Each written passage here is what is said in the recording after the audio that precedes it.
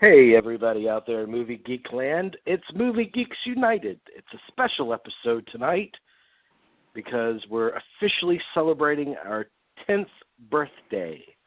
10 years ago, on April 15th, 2007. I was about to say 1977. Oh, wow. I have no idea why I was about to say that. We broadcast our first podcast. We really didn't have any idea what podcasts were. A lot of publicists and people didn't either. I mean, this was the early days of podcasting. I was listening to an interview with Kevin Smith, and he said, look, I got in at the very beginning of podcasting exactly 10 years ago in 2007. He started in February of 2007, and we started in April of 2007. So it was just kind of entering the lexicon, the whole podcasting revolution, and it would only grow. But, I mean, in my recollection, there was nothing really like Movie Geeks at that time where we would bring in guests every week to talk about craft and that sort of thing. I mean, that was not commonplace back then. No, it wasn't. I mean, I'd never heard of anything like it before. I mean, you heard about it on the outskirts, but certainly not what we were doing. I mean, yeah, for me, I mean, my first call into the show was, I guess, around September of 2009, and that was really my first foray into a podcast. I heard about podcasts. I wanted to see if there was one about movies. And so there just happened to be one playing, and you were still accepting live calls. Boy, did you get into the mother load. Oh, my God. Well, we're fortunate that you found us, too. I mean, we're all really. I mean, definitely. So I guess we've done this before, but we're constantly picking up new listeners who might not have heard this story. So this is how we began. Movie Geeks United began on another show altogether. It was called The Dead Air Show. Now, Jerry and I, we had never spoken to one another. We knew each other through kind of social media back and forth because we both write stuff about movies and we both comment on the other stuff. And this podcast on Blog Talk Radio called The Dead Air Show invited me to come on to talk about Oscar predictions for the 2007 ceremony. And so I promoted that on social media. Jerry saw it. Jerry called in during my guest spot, and we spoke for the very first time. And you're about to hear a clip of that initial conversation. Hey, looks like we got a caller on the line, possibly with a question from Mr. Jamie here. Looks like it's a caller from 301, which the Internet is telling me is Maryland. Caller, you're on the air. Hey, this is Jerry. I just wanted to call in and say hello to Jamie. Hey, Jerry, how you doing? I'm doing good. It's great to hear you. It's great to hear you too, man. This is one of my main talkbackers on the movie review blog, and he has a review blog of his own, and he's an incredible writer. Thank you. Thanks. Thanks for calling in. Yeah. Got any questions for Jamie here? Just one. It was very nice to hear him talk about Pauline Kael and Roger Ebert, who I do agree gets a bum rap because of the whole thumbs up, thumbs down thing. And I sometimes want to know where the thumb has been, to be quite honest with you. But it's strange. I mean, that was the first time you and I spoke, and the Dead Air show guys said, you guys have a rapport, and you obviously know your stuff about movies. Why don't you do your own show on Blog Talk Radio? I was in the dark. I was like, how do I do it? And if it wasn't for the complete simplicity of Blog Talk Radio, I think I'd still be trying to figure out how to do it. I hear you on that, man. Totally. But, yeah, we said, why don't we give it a shot? So April 15th, we did. Our first topic was I think we talked about the Grindhouse with Tarantino and Rodriguez that had just opened. Yeah, it was Grindhouse is the big thing that weekend, the big thing that week actually that we're all excited about, and it's so funny talking about that now and how how ancient and arc and even trivial that all seems 10 years later.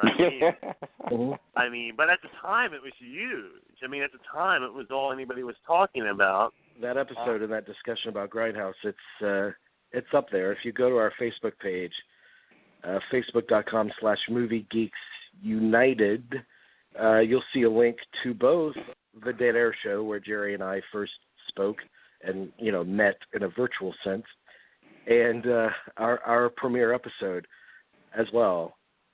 Another thing that a lot of people don't realize, we've been doing this show together. I mean, Jerry and I for 10 years. Dean entered the fray 8 years ago. Mm-hmm. That's how long we've been doing it, and we have never met. I know, isn't that just crazy? I mean, yeah. You live in the wastelands of like Florida. Me, just the backwater parts of like the Metro DC suburbs, and we have never met. Yeah, and I'm like right in the middle there. I mean, well, you are, dude. You're like in. It's really funny though, Dean. Since you've been on the show, your city, a lot of major movies are filmed there now. Yeah, we've become a major. I guess it's the third biggest film industry in the world. I guess. Maybe it's the nation. Maybe that might be the nation. But I think after DC and LA, it's the third now. DC was the third at one time. All the news production and everything. I would think New York must still be there. Yeah. I mean, Dean didn't start off in Atlanta. When he first called in, he was in New York City. And so the big running gag every time Dean would call in was like, how many ambulances are we going to hear in the background? I mean, it was, the ambiance was priceless every time he'd call in. That was extremely memorable, because I was living in a place in Midwood, Brooklyn. I guess the hometown of Woody Allen, where Woody Allen was brought up. But I was living in Midwood, Brooklyn, in this place that I had to go down to the streets in order to even get a signal on my crappy phone. So I had to do all of these shows on the streets, which I think was kind of neat. And looking back on it, and anytime I go to New York now, if I happen to go to cover a film festival or something, I still enjoy doing the commentary from the streets rather than someplace quieter. It was great times. I mean, yeah, you're out there with the people. You could almost smell the streets in your phone. You can smell the urine baking in the subway stall. So, I mean, I got to say this, the original incarnation of Movie Geeks, we had a third with us. It wasn't just me and Jerry. I mean, here I am in Florida, and I had a really good friend. He's still my good friend, Chris. And funny as hell and really sharp about movies. A lot of times very unique and original opinions about movies. So I said, why don't you join us? Why don't we do this thing together? And he said, sure. So it was the three of us for a while. And do you remember the first thing this is the first thing that Chris did for the show, and it was the first thing that listeners heard when they tuned into the premiere episode. Do you remember what that was, Jerry? Wasn't it the William Friedkin? Yes, it was. That it? Yes, it was. It was. I mean, it was incredible. I mean, Chris, do you remember that William Friedkin impression? I do remember the William Friedkin impression. Yes, I was like, you guys are the only people in the world that could appreciate my William Friedkin impression at the time. At that time, no one was doing Friedkin impressions at that time. There was no one doing it. I was the first one. No one was doing that at that time before. This is how that came about. I mean, Chris we were and podcasting. No one even knew what podcasting was until I told them. That's absolutely true. I mean, Chris and I, we would joke about William Friedkin because we would see him And like we would hear him in commentaries, and then he would do video introductions to his commentaries, and he just came off as so incredibly pompous and arrogant. And Chris had this freaking impression. I was like, we should open our show with this because it would let people know that we're really geeky about movies. It's not just let's talk about the latest superhero flick, and it would weed out the people that weren't really obsessed with movies right away. And the irony of ironies is, I mean, you did that freaking impression where we made fun of how arrogant he was. And then 5 years later, I'm on the phone with Freakin', talking to him for an hour and a half, and I'm like, man, this is the nicest guy. And the whole time I'm thinking in my head about that impression. And it felt like a full circle moment, dude. Hello, William Friedkin here, the director of such classics as The Exorcist, French Connection, Jade, The Sorcerer. I was going to call it The Sorcerer, but we ended up going with just Sorcerer. These are all my films. Of course, I was there for the inception of many, many others. But I'm not here to talk about myself. I certainly can. For instance, I also invented many other things. I invented, there's so many. I invented streets. No one was driving on gravel, before I came up with the idea to pave roads. It was basically my idea. Lawyers in Love. Basically my song. But like I said, I'm here to speak about Movie Geeks United, which is also my idea, but I've given it to these fellows, Jerry, Jamie, and Chris, to sort of run with it. No one was putting movie talk on the internet before I came up with it. And I said to these guys, just do it, see how it pans out. If it doesn't work, come back to me, and I'll fix it. This is their first show, so give it a listen, give them a try. Remember, I'm not going to be there for the whole thing. Obviously, if I was, it would be a huge success. And we'll see. Maybe that will happen. Perhaps I'll pop in again. So you guys are united, huh? United to do what? Take over the world? Or united to celebrate cinema. That's what we're all about. Well, that's a very noble ideal, and I appreciate it. Let me tell you that, you've given me so much time today. I just want to leave you with this and tell you that you've made such a mark on my life, and your films mean a great deal to me. So this has been a great pleasure to speak with you. Well, your questions are great, Jamie, and I enjoyed doing it very much. And, stay in touch. Yeah, and the thing is, he seemed like in the interviews and stuff, he was always sort of taking credit for something that no one had done before, and no one had ever shot a car chase like this, and no one ever filmed in the Amazon before. And everyone said they couldn't do it, and he was the first one that did it. But yeah, the interview you did with him, of course, he comes off like the biggest sweetheart in the world. That's pretty great. Yeah, we were like we talked for like probably 3 hours in total. He's a talker, and he's one of the great raconteurs too. I mean, he can really enthrall you. So, Chris, looking back at your, enormous contribution, everyone that fell in love with Movie Geeks United from the very beginning, you were a major part of that. At least a third, I would say. I would have to say a huge part. Let's not beat around the bush. It is one of the reasons that I think that we, that chemistry is very important for the first couple of years. There's no beating around the bush about that. Yeah, and Chris, Chris, didn't you ahead, actually suggest the name Movie Geeks United? Is that correct, or am I? I'm not sure if I did. It's possible. Jamie would probably remember that better than me. We went through a lot of different. We talked about a lot of different names. What are some of the failed names? Do you remember any of them? Oh God, no, I don't remember the failed names. What I do remember is that the show got started by Jamie and I would go and talk at Starbucks about movies for hours and hours on end, and then decided maybe we should make a show like this.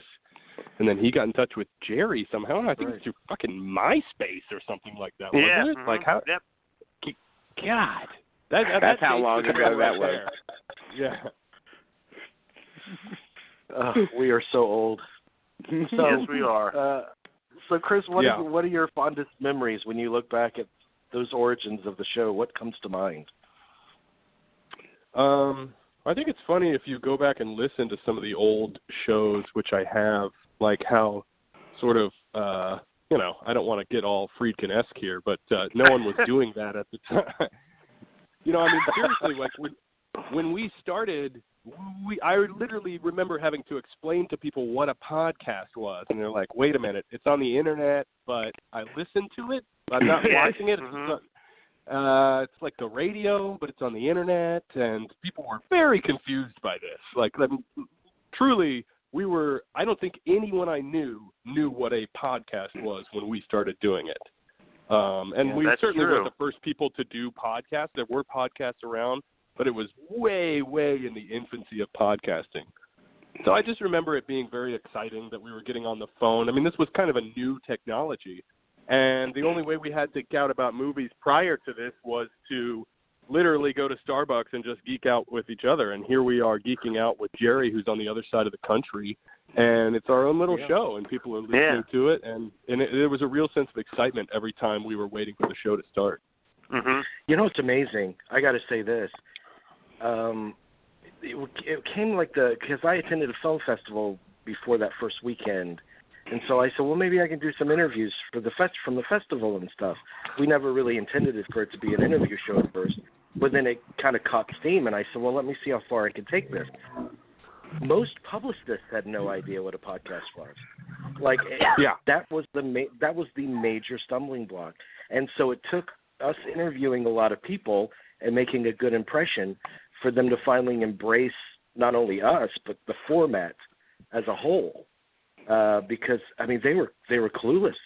They thought it was just, I'm not going to put somebody in your garage and have you interview them. And I'm like, no.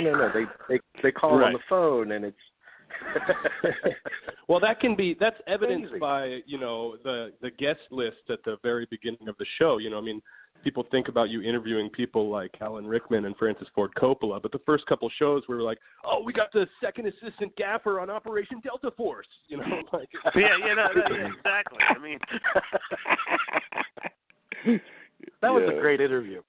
A great interview. But I still remember the thrill. We did like one of the first. It's probably like the fourth or fifth show. We decided to pay tribute to David Lynch. And I remember you coming over after we taped it, and we were like, it worked. Like, it went off. We did well with it. We were so excited. Yeah, it was like we were still just sort of figuring out what all we could and couldn't do, because at the beginning, we really didn't know what it was going to be, if it was just going to be us talking, if we were going to be able to interview people, how would we be able to interview people and do these sort of tribute shows. And at the beginning, it was very exciting. We had anything in the world that we were able to do a show about. And, we put together our lists and stuff like that. Okay, next week we're going to talk about, the top 10 movies that need to be remade and things like that. And some of those lists were kind of prescient if you go back and look at them. Mm-hmm. Oh, yeah.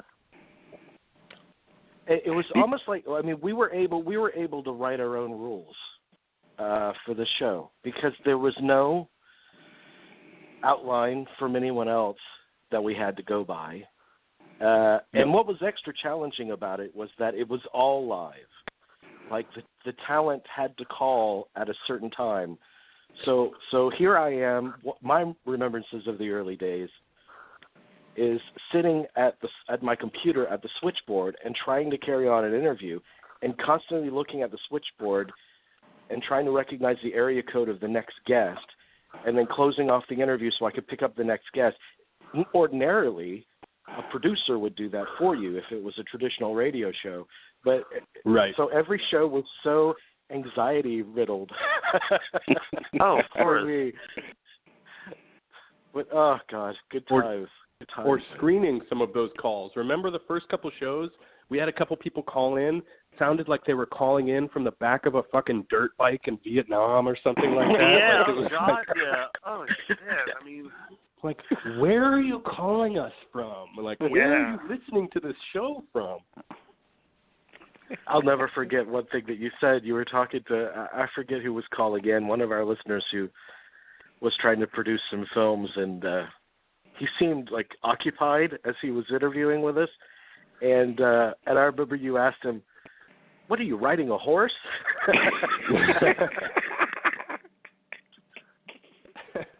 Yeah, we got some really weird calls back then. Like, I guess as all shows do in their infancy, they weren't all great calls. We didn't have any call screeners, so whoever was on the line, we were like, fuck yeah, patch them through. Let's talk to them. Yeah. Yeah. No matter what we'd regret it was. like a minute later. But here's another really cool thing. I mean, you were on the phone with Brian De Palma. I mean, all three of us idolized Brian De Palma. Right. And so when we were on the phone and we were waiting for De Palma to call in, I mean, I was petrified. But we all three got to ask him questions. That was like the coolest feeling. Yeah. I mean, De Palma was probably when it started to feel like, holy shit, like this is for real. Like we had certainly had some guys on there that were people we'd heard of, somebody like Stephen Bauer or somebody like that, who we'd heard of and was certainly an interesting interview and all that kind of stuff. But to have a titan like De Palma was like, holy shit, does this guy know who he's talking to? Like, or is he just like the nicest guy in the world or what? Started to realize that, like we had like a real show that people were going to come on and do. So catch our listeners up on what you've been up to, because I want to promote what you've been up to, because you have a great podcast with our mutual friend Mark. And tell us about that. I do a movie podcast called The Real Thing, REELTHING, on More Like Radio, and it's a little bit more of a kind of casual movie talk podcast between Mark and myself. No interviews, just talking, box office, movie trends, all that kind of stuff, movie news. And, we just get together. It's pretty informal every couple of weeks. And we'd love to have you on there, Jamie. Jerry, I want to come on. I was so happy when I saw that a couple of months ago that you were back on the air. I mean, that made me really happy, Chris, because, it was just, really happy. Well, if you want to know anytime you the funniest, if you want to know the funniest conversations I've ever had in my life, it was sitting around with Mark and Chris, and we had some other mutual friends, and we would just laugh and laugh and laugh, and The Real Thing feels like that. So that will give you a sense of that kind of community of film lovers here in my small town. But I think that same tone of conversation is echoed throughout the world, man, among other movie lovers. I mean, the one thing that I've learned most from podcasting is that we are not alone.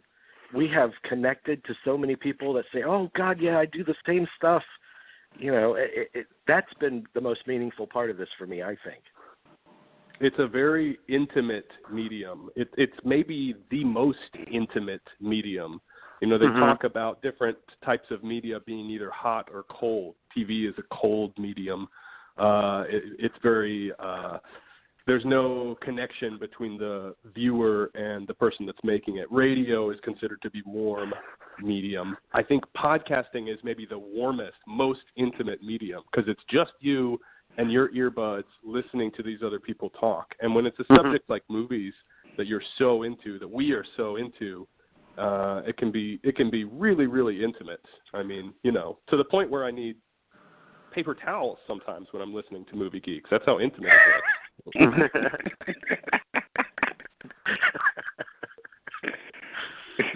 Well, I want to be on your show, and I want you to come back on some of our shows too, and just because occasionally we'll bring on like a guest panelist. And what better guest panelist than one of the originators of the actual show? Yeah, Please.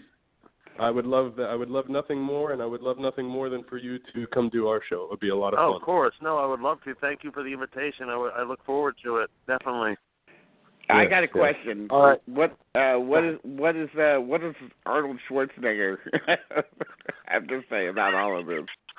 Oh shit! You know, I've been listening to the Movie Geeks United since the inception 10 years ago today, and I have to say I'm very proud, very happy to know that you've made it all this way. Oh, well, okay, thanks, Arnold. We'll let you get on with your seizure.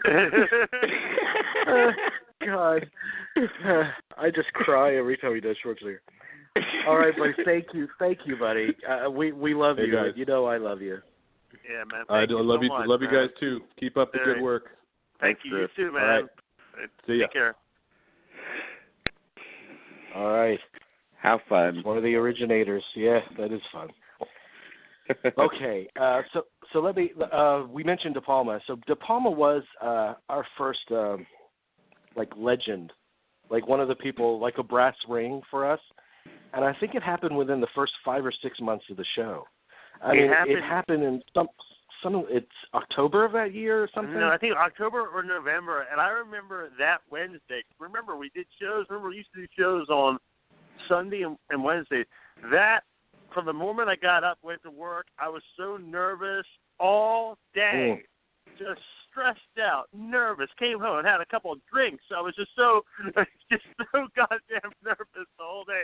I'm like, we're gonna be interviewing De Palma. We're gonna be interviewing De Palma, and then stepping outside, going for a long walk. I was pacey. I was like, you thought I was gonna give birth or something. I mean, I was just like, oh God, we're gonna from the very beginning. We were talking about our De Palma love, and one of the first, after Lynch, we did a De Palma tribute where we brought in a lot of people, and William Catt was the one guest that didn't call in, that stood us up, so we filled that half hour of time just talking more about our De Palma love. So the one thing, the lesson to all the podcasters out there, you have to have a passion. If I have any expertise to offer, you have to have a passion for what you're talking about, a real passion and a knowledge, and a need to know more about it. And then you have to be fearless in a way, because I from the very beginning, I sent interview requests to everybody. I didn't care how big they were, because I thought to myself, I see the idiots that interview these people. I know we can do better than that. Definitely. I felt well within my right to send them an invite. So I didn't talk myself out of it and say, oh, it'll never happen. And lo and behold, it happened. And with De Palma, there are moments that I'll always remember, like the sensation of something, because I had tried for him, and the publicist said, no, he's not interested. And then a couple of days later, the publicist came back and said, Brian wants to do it. So what time do you need him to call? And I remember opening that email. I was sitting at work. I opened the email, and I just said, holy shit, like I screamed it. And everybody was like, what's going on? And I told them, and it meant nothing to them, but what happened was, De Palma listened to our tribute show. He had already heard our tribute show. And so he said, oh, no, I like these guys. I do want to talk to these guys. Because the publicist just said no flat out without checking with him. So and he was very gracious, and I think we made him laugh. Gary, are you breathing in the phone? Yes, I'm breathing in the phone. Yes, I'm heavy breathing. I was saying you're a reincarnation, a reenactment of high anxiety. Are you lifting weights while you're doing the show? Are you riding a horse? No, I wish I was, but no, I'm not. No, I'm sorry. No, I had to walk. I was going downstairs. I'm sorry. I should have put the phone on mute. Forgive me. That's all right. That's all right, buddy.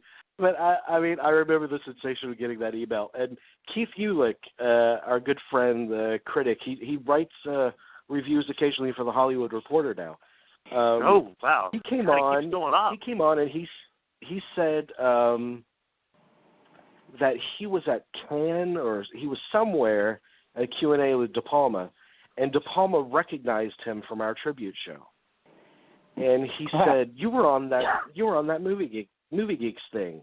And Keith said, "Yes, I was." And De Palma said, "William Katt never showed up for that, did he?" I know. So he knew. It is a tremendous honor for the Movie Geeks to welcome to the show one of our greatest inspirations from the world of cinema, Mr. Brian De Palma. Mr. De Palma, hello. Thank you for that illustrious introduction. It's funny, that feeling that you get before you're about to interview somebody. It never changes, particularly if it's somebody that you truly, absolutely respect. It just it never changes. I mean, I've been interviewing people since since college, really, and it's obviously it's different, interviewing them face to face, but the nervousness is not different. There's still, when I can still remember the days when I was, interviewing Haskell Wexler for the show, or Lalo Schifrin, or especially Mike Leigh. That's the biggest one because he's my favorite film director. Mm-hmm. And I worked really hard to try and get that interview. We did. And I still remember getting up in the morning because he's calling from London. So I think it was like 8 o'clock for me. And just sitting there, waiting to record it, looking at and it's such a palpable feeling of excitement and nervousness, and it all comes from not necessarily being nervous to talk to this person, but wanting it to go well. Hello. This is Mike Leigh to talk to Dean Treadway. Hey, hello, Mr. Leigh. How are you? Are you Dean Treadway? I am indeed. Good. Okay, good morning. Good morning. How are you? If you do all your research and stuff like that properly, and can come up with the right questions and give them the time to speak and so forth, and let them feel free, then it usually goes pretty well. I mean, Haskell Wexler stayed on the phone. I thought it was only going to be a 30-minute conversation, but he stayed on the phone for 2 hours talking about his career, and that's probably that was likely the last interview he ever did, or at the very least the last one of any kind of substance, because he passed on a few months later, right? Yes, yeah. So he was in the process of editing something at the time that we talked, and I think his son was in the room. They were working on something together, and he was just incredibly generous. So we're lucky to have that, and Well, I get nervous before every interview, and we have over 1,000 interviews in our archive at MovieGeeksUnited.net. I get anxiety before every single one, and I actually spoke about this to Diane Cannon when I interviewed her last week. I said, I'm crippled with anxiety before every interview, and I see you, and from the very beginning, you've been so free and full of life in your performances, and I'm wondering, did that come naturally to you? How do you do that? So I still battle with that stuff, but I find that it's only until the first question. If I pop off the first question and I'm satisfied that this person doesn't think I'm a complete idiot, then we're good from there. I kind of settle down. Yeah. Well, we're going to be talking about our favorite interviews. Going to be talking more about Dean's entrance into the show and his favorite memories, and Jerry and my favorite memories. We have another special caller, another member of the Movie Geeks United family, and that is, of course, Adam. Hey, buddy. Oh, cool. Hi, guys. How are you? Hey. Well, I'm the baby of the family, I guess you would say. That's true. How long have you've been doing this show for how long now? That's right. Yeah. That's right. Yeah. I've been on. It'll be 3 years next. Actually, in June. So 3 years. So wow, already? Wow. Already. Yeah, wow, I didn't know it had been that long. Wow. Okay. It has. It has. It's Adam long. So Adam, right. So Adam, tell me when your consciousness of Movie Geeks first began. How that started. Well, that was actually the first thing I wrote down when I was trying to get some notes together, and I was actually on the De Palma a la mode site, and which I frequent, and as we're all De Palma fans, and there was a link to an interview that you guys conducted with Joe Eisenberg for his book on the making of Carrie. And so I downloaded the whole show, and I listened to it in my car, and I thought, wow, this is really good. This first of all, I got to get this book. I mean, that's the first thing, which I did promptly, and it didn't disappoint. And then I said, well, these guys, they're really knowledgeable. They sound like somebody I'd really like to get to know better or hang out with, or because their tastes seem to be right in line with mine. And so then, the next thing I did was, of course, you guys referenced the De Palma series, and I immediately located them and just basically gorged on them within the space of a couple of days. After oh wow! That. Thanks. I did not know that. Thank you. Yeah. It was just look how much like De Palma accounts for a lot for our show. Yeah.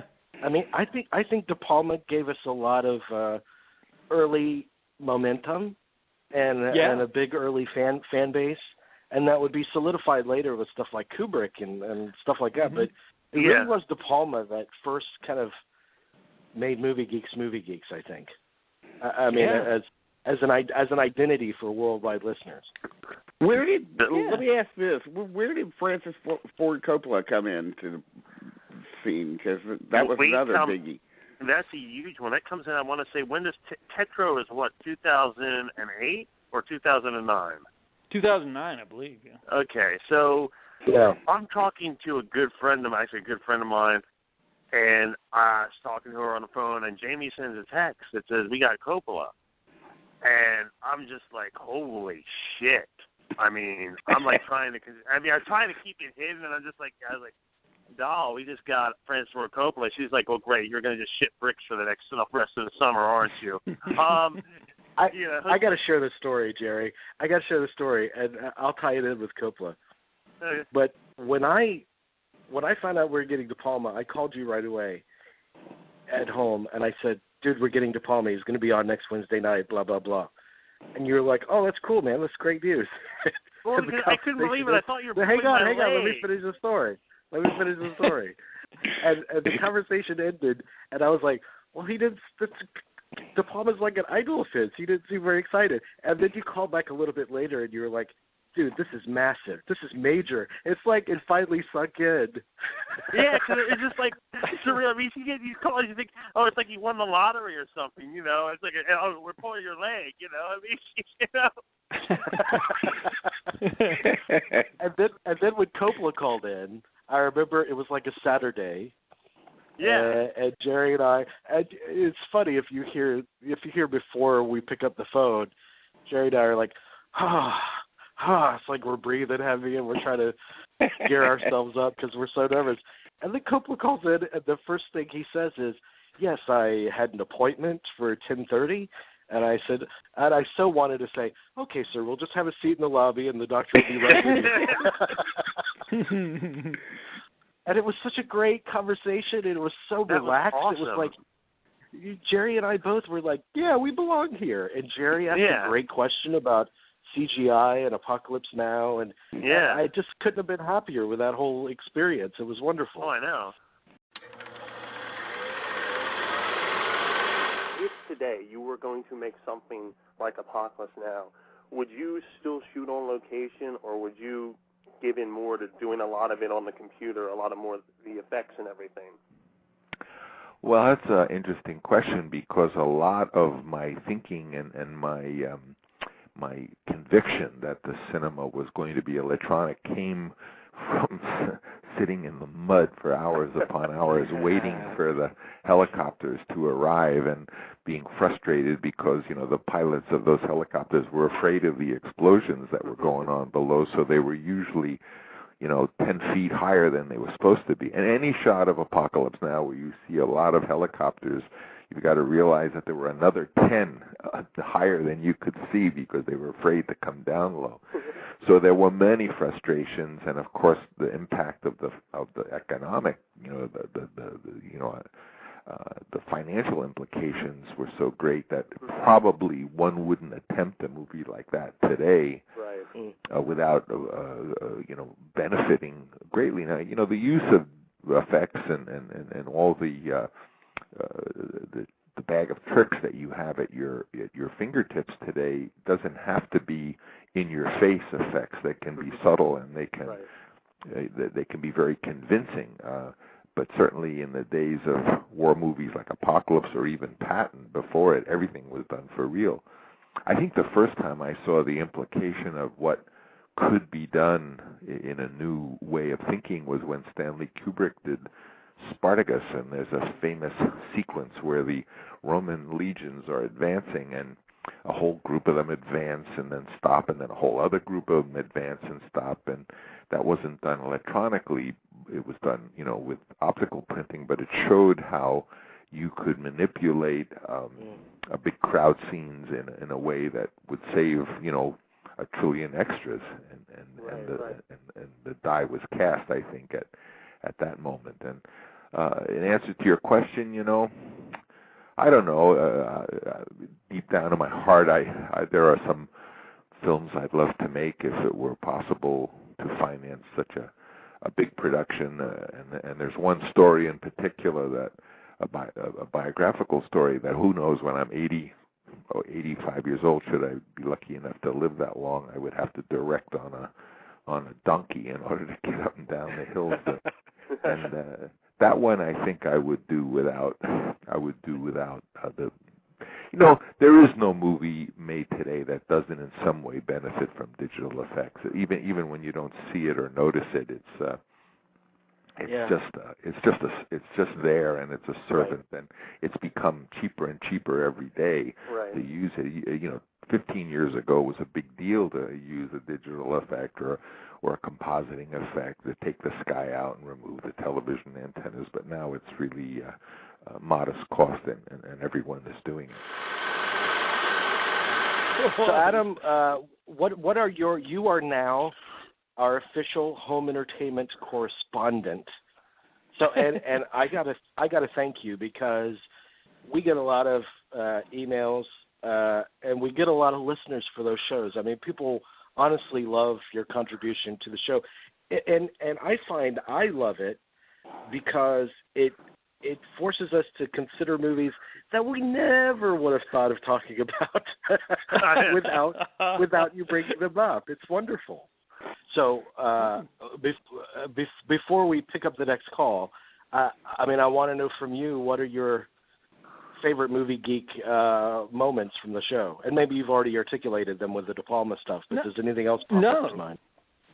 No, there's a couple, and I'll tell you, this is one that before I came on really made me feel a kinship with you guys.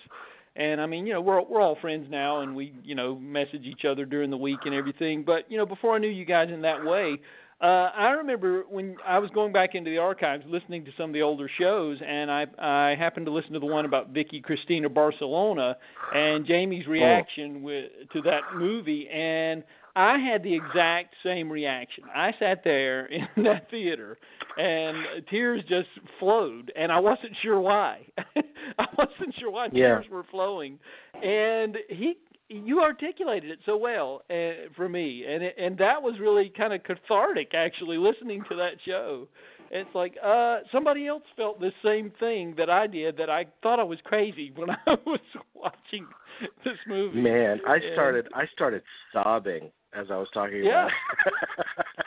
Same here, yeah. And I was like, because I had just walked out of it, and it was so fresh in my, and I still have not revisited it, because I want to hold on to that initial reaction I had of it. But we had to be on the air talking about it an hour after I got out of it. So I just, I got out of high school. I hung around all that artsy crowd. I was inspired by them, and they kind of fed off each other. It was such an exciting environment. I could have gone off to New York or Hollywood or what have you, and my dreams could have come true. But part of it was too scared. A lot of it was I didn't want to leave my family behind. Right. Yeah, I mean, that's likewise. So, and you got that from watching this. Through the Scarlett Johansson character? Jamie. Yeah, it's in the whole thing. Okay, dude, it's cool. It's cool. I'm with you here, so don't worry. That was a memorable moment for me too. I felt like Jerry was like my support group. It's okay, man. You get through this. Yeah, it's all right. We're here for you. I had no problem with it. I mean. Yeah, I felt the same way, and like I said, I just thought I felt like Richard Dreyfuss in Close Encounters. I was feeling something, but nobody understood what I was going through, and it's like, am I losing my grip on sanity here?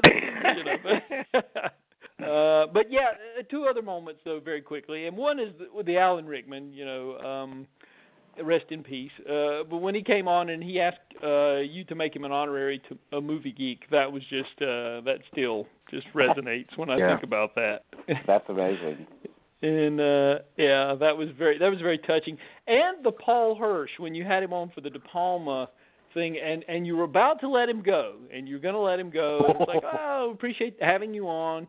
And he says, you haven't even asked about John Hughes. You're not going to ask about that or Star Wars. And you're like, well, we could, I guess. We just didn't know you wanted to. I'm so preoccupied with I've already taken up half an hour of this guy's time, and that's how much I told him. So I better let him go.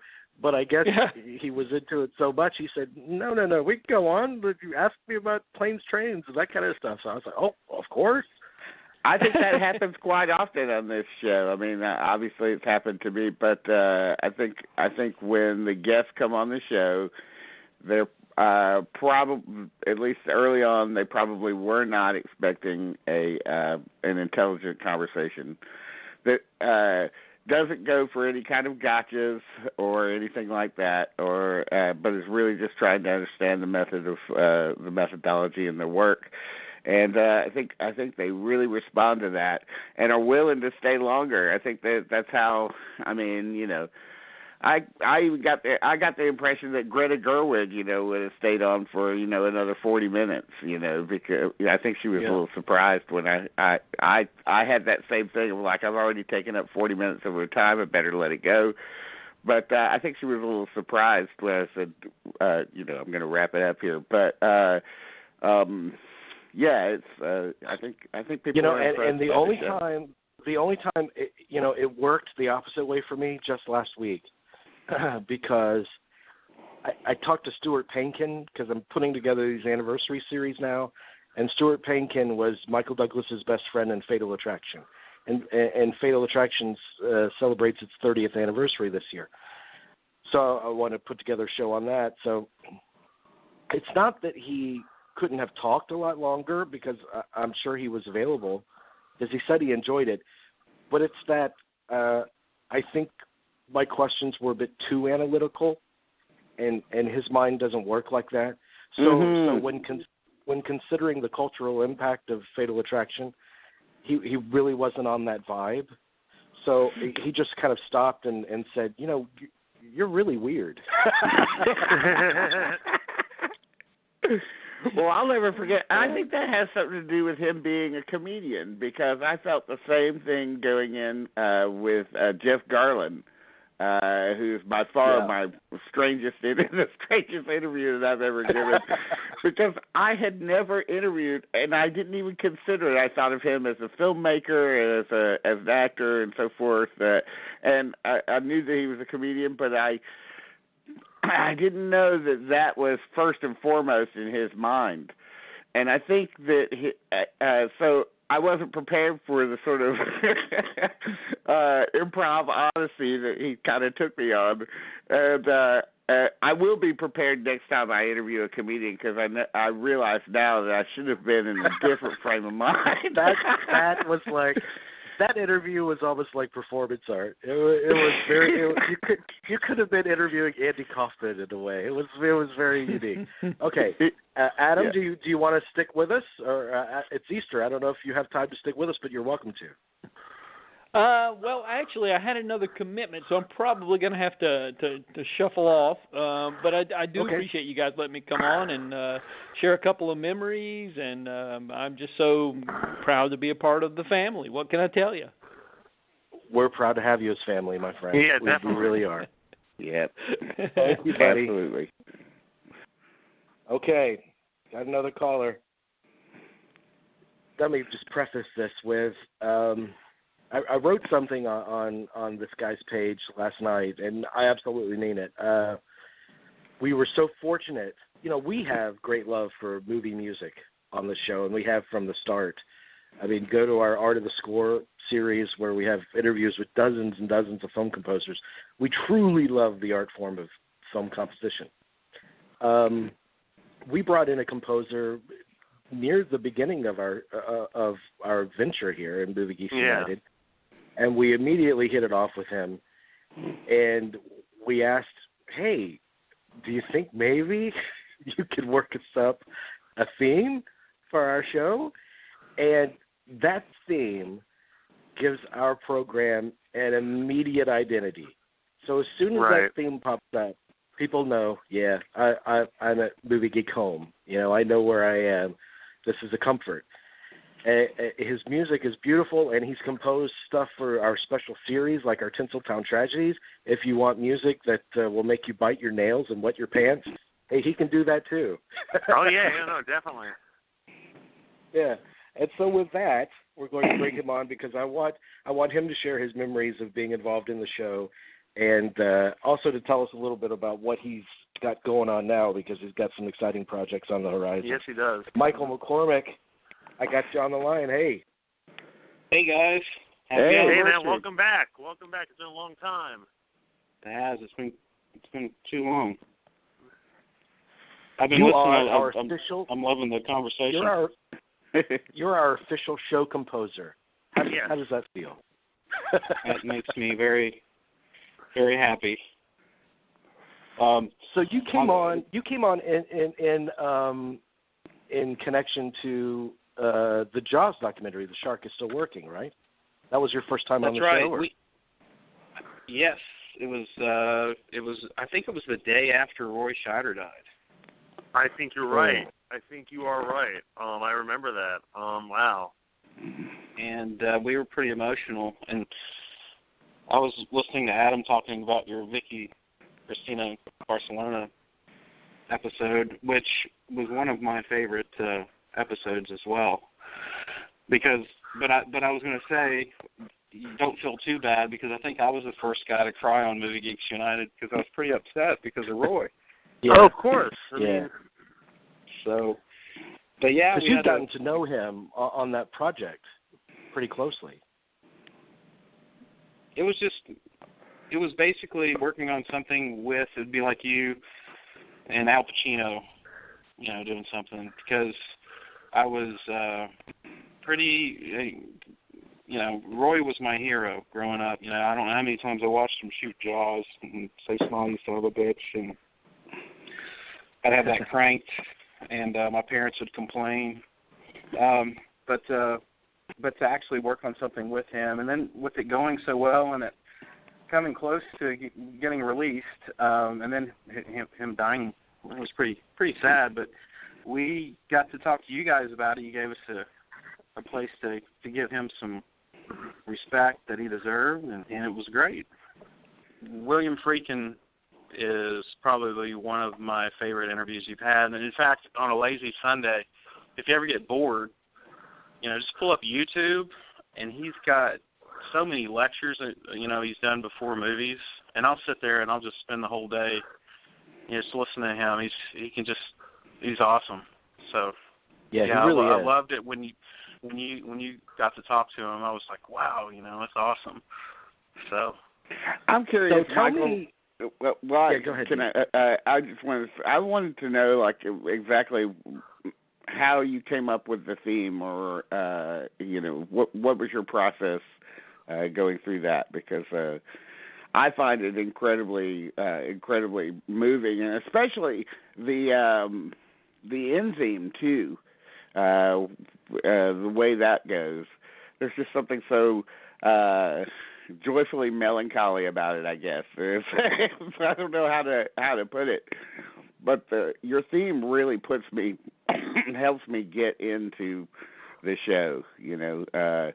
So I'm curious, like what if you remember, coming up with it. Yeah, I remember it pretty well. It's nice to get to finally talk to you, Dean. Oh yeah. Let's see. So I guess I kind of picked up on, I think, like Adam was saying, Movie Geeks United, there's a lot more to it than just, what's so fashionable now, geeks talking about, Star Wars and stuff. You guys take it to the next level, and one thing that I liked is the discussion was always more about, the films of the 70s and just the great filmmakers. And I know Jamie, I caught on with him that he loved Woody Allen. And I guess I just kind of thought about Siskel and Ebert, and I used to always love that theme. It was a hummable theme, mm-hmm. and it was memorable, and it made you happy, it made you want to watch movies. I guess there's a little bit of melancholy in there, but well, all the best movies have an air of melancholy about them anyway, in my opinion. Plus, we cry on the show. And that yeah. And that end theme, I mean, it mirrors the melodic qualities of the opening theme, where the opening theme is this crescendoed excitement, starting with the film projector, and then the melody comes in, but the end theme is like echoes that, but at the same time, it is more melancholy. Like, people know, oh, well, I guess my weekly dose of Movie Geeks is over. It's like the post-sex. It is. I was kind of thinking it was kind of like green room music or lounge music, It's like what Johnny Carson might play after a show, having some drinks with Ed. So I had that first, actually, the end piece. And then I went back and re-recorded that melody with the tighter opening that was more exciting. So the ending piece is just kind of a wind down, and then the beginning is just to get us revved up and ready for the show. Mm-hmm. So I like putting the film. I like putting the film projector sound on there because we're not doing this visually, so it's kind of like. Audibly letting everyone know, this is a movie discussion show, and here we go. Mm. Yeah. So tell me, speaking of brilliant music, you have two big projects coming up. One that you completed, I think, overnight. You did a 24-hour session to complete the music for one of these projects. Tell me about them. I had a self-imposed deadline for today for a documentary that is about King Kong, which is pretty exciting. And so I was up all night mastering, so if I sound scatterbrained, because I am. I actually haven't been asleep since sometime yesterday. So, but I'm just running off good energy right now. And then, so yes, there's a King Kong documentary, and I've scored that, and I just mastered the audio on it and sent it off. And what is that called? What is that documentary called? It's called Long Live the King. Long Live the King. And it's made by a guy out in Los Angeles, Frank Dietz, and Trish Geiger. And I think it's going to actually play in Los Angeles at some point, and they're already going to a lot of film festivals. I guess if there's any big announcements, I'll let them do it. But there's one film festival in particular that's one of the bigger ones that this thing might play at. So I'm just going to wait and let them announce that. But I'm pretty excited about the possibilities for this one.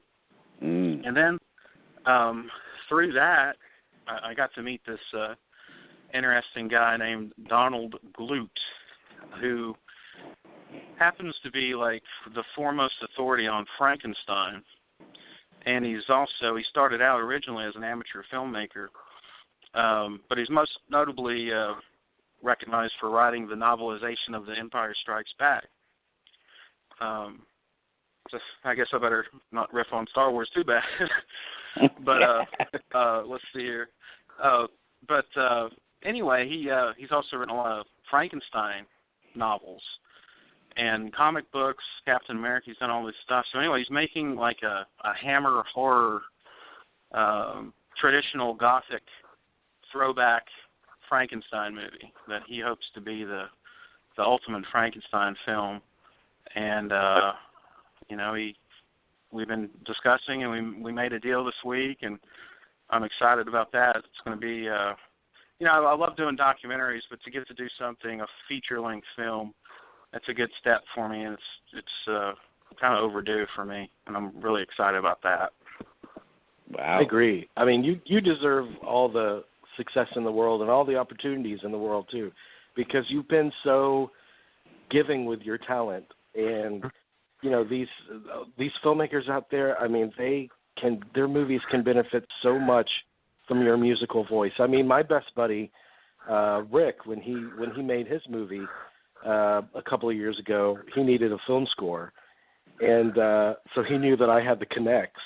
So he was like, "Who would you recommend?" I was like, "Oh, we gotta go to Mike." I mean, so I approached you, and he put that music to his film, and it automatically came to life.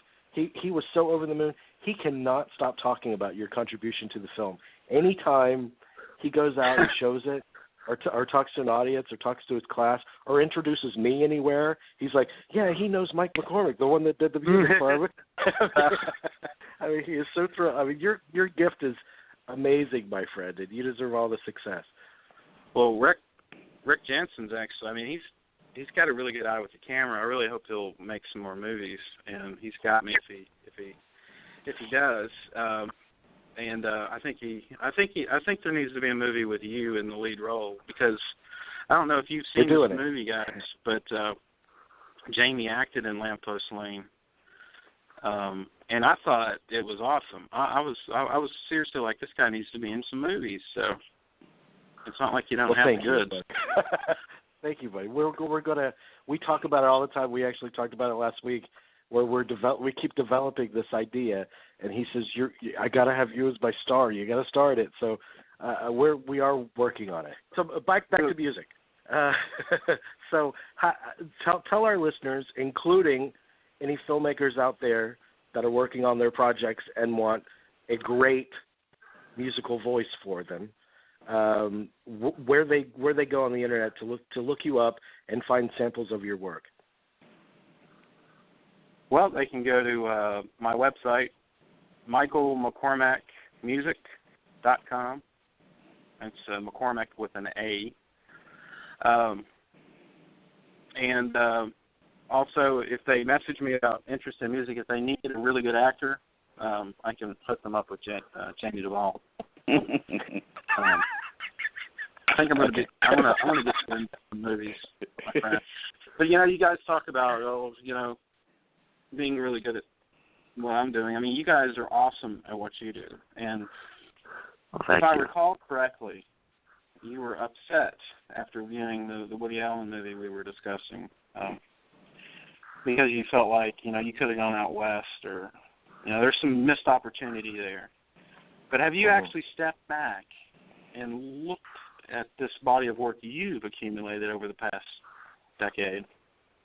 Have you actually been able to step back and see what you've accomplished? I mean, this is like free film school. Yeah. Yeah. Sometimes that's a good point. That's a great point, Michael. I mean, that's a really good point, and thank you for saying that.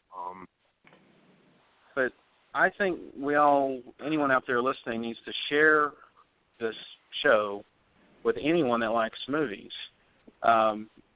because I think the discussions that are had on here are much different from a lot of the movie, quote-unquote, movie talk and movie reviews that I see being popularized on YouTube.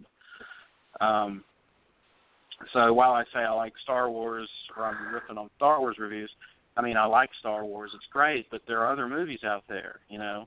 And I can go to Jamie and I can, you know, message him and say, you know, I just watched Fellini's 8½. I want more like that. I want more like that opening scene where he's tied to the balloon floating around. That's me right now. I want more of that. And Jamie can give me a laundry list of movies to go and look at. And I don't think that kind of discussion is prevalent enough out there. And you guys, you know, have really accomplished something with this show. I wish there was a way, maybe we can make Rick Jensen do this, is some way to bundle these shows into some kind of a package or a CD box set or something.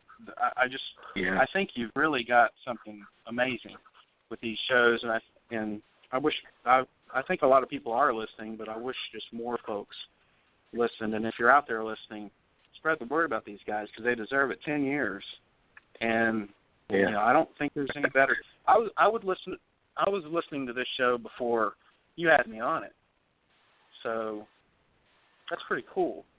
I mean, to be involved, and for you guys just to open up and let me in, and you've had some amazing guests. You've gone to talk. I believe when we first got to know each other, I remember flipping out because you, I think you talked to Dolph Lundgren. Oh yeah, that was great. That was a great show, man. That was awesome. But I was man. no, I'm not. But I have Dolph Lundgren movies. I watched Dolph Lundgren. I watched it all. But I remember being so impressed. I'm like, wow. And I remember telling some friends, I'm like, that show I did that theme for, they've got Dolph Lundgren on the show, you know. And all right, Dolph, you have to come back to our show when we have a full half hour with you. This is just the conversation's been too great, and we'd love to have you back on sometime in the future. I love to come back. It's been fun. I appreciate it. Good questions and a great format you guys have. Next thing I know, you know, you've got I think from there, at that point, then you went to like Jeff Goldblum, and I was really freaking out then. I was listening to these shows when I was at work, and then my theme would play, and I'm like, Jeff Goldblum just heard my theme, and then you're talking to Paul Schrader, and then next time James Cameron, I believe. I mean, you've talked to Owen Friedkin, who's just one of my favorite directors, but like you've talked to just about everyone except Al Pacino. Yeah, that's the holy grail. Guys, you really have to hit that home, don't you? That's really all that's left for me at this stage. I was like, you know, as soon as I get him, I can die. I mean, that's it. Shut up! Oh God! Oh my God! I got to tell you that I mean, we love you, and your contribution to our show means so much to us, and we don't get to express it as much as we should. Because, you know, you contributed to the show, and we play your contribution every single time we do a show, and yet, you know, you're not like a constant guest on the show, so we rarely get to express how much. You hardly ever invite me on. We want to express to you how much we love you and how much we appreciate your great talent and generosity, man. Absolutely. Well, thanks to all you guys, and just keep up the good fight and the good conversations, and you know, I'll see you hopefully before another 10 years.